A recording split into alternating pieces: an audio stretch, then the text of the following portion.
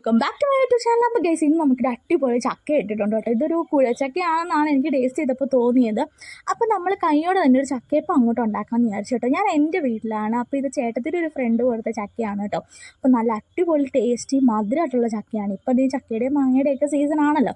അപ്പോൾ ഇത് നമുക്ക് ആ ചക്ക അമ്മ നന്നായിട്ട് കട്ട് ചെയ്തിട്ട് അതിലേക്ക് തേങ്ങയും ശർക്കരയും പിന്നെ കുറച്ച് ജീരകപ്പൊടിയും കുറച്ച് ഏലക്ക പൊടിച്ചതോട് ചേർത്ത് മിക്സ് ചെയ്ത് കേട്ടോ.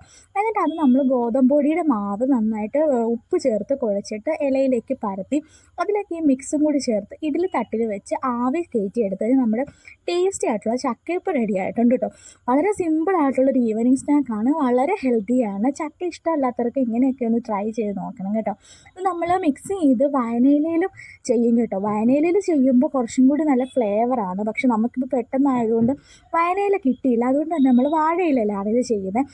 അപ്പോൾ ഗൈസ് അമ്മയെ ഹെൽപ്പ് ചെയ്യാൻ വേണ്ടി സാനിമോളും കൂടി ഉണ്ട് കേട്ടോ. വെക്കേഷൻ ആയതുകൊണ്ട് ഈ കുഞ്ഞുങ്ങൾക്കൊക്കെ ഇങ്ങനെയൊക്കെയുള്ള ചെറിയ ജോലികളൊക്കെ കൊടുക്കുമ്പോൾ അത് അവർ എൻജോയ് ചെയ്ത് ചെയ്യും കേട്ടോ. അപ്പോൾ നിങ്ങളുടെ വീട്ടിലും കുഞ്ഞു മക്കളൊക്കെ ഉണ്ടെങ്കിൽ ഇങ്ങനെയുള്ളൊരു ജോലിയൊക്കെ കൊടുത്താൽ അവർ വളരെയധികം എൻജോയ് ചെയ്യുവേ. അപ്പോൾ ഇത് നമ്മുടെ പരത്തൽ പരിപാടിയെല്ലാം കഴിഞ്ഞിട്ട് ലാസ്റ്റ് ഫൈനൽ ഘട്ടമായിട്ട് ഇഡ്ഡലി തട്ടിലേക്ക് ഇങ്ങനെ വെച്ചിട്ട് ആവി കയറ്റിയെടുക്കണം. ഏകദേശം ഒരു 10-20 മിനിറ്റ് അത്രയും മതിയായിരിക്കും കേട്ടോ.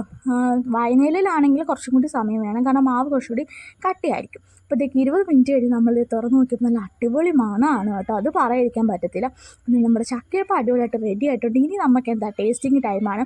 നല്ല ചൂടുണ്ടായിരുന്നു കേട്ടോ. അപ്പോഴത്തേക്ക് അകത്ത് ശർക്കരയും തേങ്ങയൊക്കെ നന്നായിട്ട് ഉരുകിയും എന്താ പറയുക നല്ലൊരു മിശ്രം, നല്ല മണമാണ്. നമ്മുടെ തല ഇങ്ങനെ ഇതാവുന്ന മണമാണ്.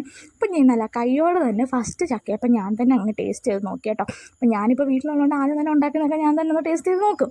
അപ്പോൾ ഇത് ടേസ്റ്റ് ചെയ്ത് നോക്കി കിടിലൻ ടേസ്റ്റാണ്. ചക്കയുടെയും ആ തേങ്ങയുടെയും ആ ഒരു മാവിലും ഒക്കെ വന്ന് നല്ലൊരു ടേസ്റ്റ്. അപ്പോൾ നിങ്ങളുടെ വീട്ടിലും ഇതുപോലെ ചക്കയും മാങ്ങയൊക്കെ കിട്ടുന്നുണ്ടെങ്കിൽ ഡെഫിനറ്റായിട്ട് ഇതൊന്ന് ട്രൈ ചെയ്ത് നോക്കണം. അപ്പോൾ ഇത്രയൊക്കെ ഉള്ളൂ ഗൈസ്. പുതിയൊരു വീട്ടിൽ